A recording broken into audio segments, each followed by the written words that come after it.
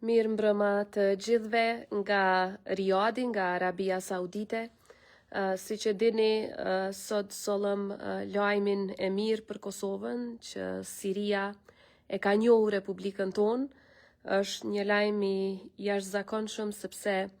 bën bashk dy shtete në krijimin e marrëdhënieve diplomatike dhe marrëdhënieve ndërshtetërore, dy shtete që kanë vuajtur shumë nga luftrat të tmerrshme, dy shtete që kanë humbur shumë, dy shtete që kanë sakrifikuar shumë, dhe nëse është një popull që vërtet e ka njohur sakrificën e popullit të Sirisë për liri, është pikrisht populli i Kosovës. E kemi parë se sa shumë kanë vuajtur të gjithë, përfshi fëmijët më të pafajshmit, sepse edhe Kosova ka pasur përjetime të ngjashme me shumë humbje gjatë luftës. Prandaj sot ky akt i vendosjes së marrëdhënieve diplomatike dhe ky akt i njohjes ndërmjet Republikës së Kosovës dhe Sirisë është më shumë se sa njohje e sovranitetit shtetëror, është edhe njohje e sakrificës së gjatë të popujve tanë për liri, dhe njëkohësisht është një shprehje për kushtimit tonë të fortë që të punojmë bashkë me Sirinë, që të hapim kapitull 3 të bashkëpunimit, dhe po ashtu që edhe ne ta mbështesim popullin e Sirisë në procesin e rindërtimit të shtetit të tyre. Meqense Kosova ka shumë përvojë për gjatë më shumë se 2 dekadash në ndërtimin e institucioneve shtetërore, në ndërtimin e demokracisë, dhe natyrisht kemi shumë çka për të ndarë me popujt që kanë të kaluar të ngjashme dhe dëshirojnë që të zhvillohen, të prosperojnë dhe të ofrojnë të drejta të barabarta për të gjithë qytetarët e saj. Do të ketë natyrisht edhe shumë lajme të tjera të mira në muajt që vinë. Ne do të punojmë pa ndalë në mënyrë që Kosova të forcohet në arenën ndërkombëtare, që ta ketë vendin që e meriton në mesin e kombeve të lira. Edhe njohja nga Siria nuk ka ardhur brenda natës. Ne kemi pasur takimin e parë me presidentin e Sirisë në muajin prill, dhe që nga atëherë ekipet tona janë në kontakt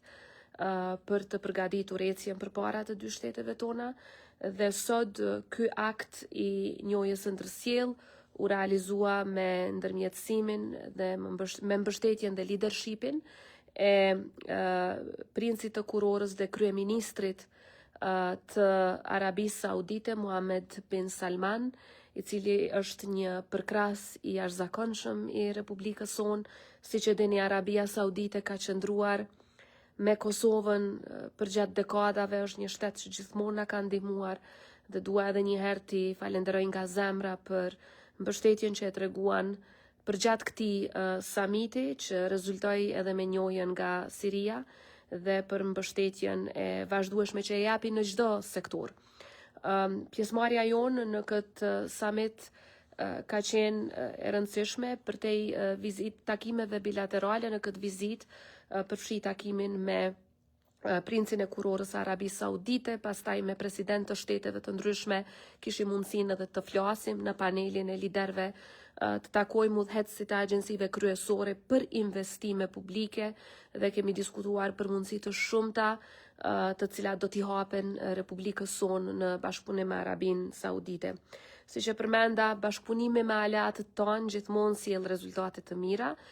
prandaj do të ketë edhe shumë lajme të mira në të ardhmen, dhe ne do të punojmë pa ndalë në mënyrë që Republika jonë çdo ditë të forcohet, në mënyrë që qytetarët tanë çdo ditë të kenë mundësi më të mëdha që të realizojnë ëndrat e tyre dhe të fuqizohen brenda dhe jashtë vendit. Pra kjo ka qenë edhe vizita jonë. E di që shumë kanë pyetur pse jemi në Riyadh në këto momente. Tash besoj e dini pse. Ka qenë një vizitë jashtëzakonisht e rëndësishme, një vizitë që ka fuqizuar partneritetet tona, në radhë të parë me Arabinë Saudite, por njëkohësisht tani edhe me Sirinë, shtetin e 120 që e ka njohur Republikën tonë, por edhe me shumë shtete tjera që jemi takuar, përfshi shtete jo njohëse, dhe rezultatet e të gjitha këtyre diskutimeve, frytet e gjithë kësaj pune do t'i shihni edhe në të ardhmen. Shihemi nesër në Prishtinë, ku natyrisht vazhdojmë punën tonë për fuqizimin e shtetit tonë, për mbrojtjen e të drejtave të gjithë qytetarëve tanë.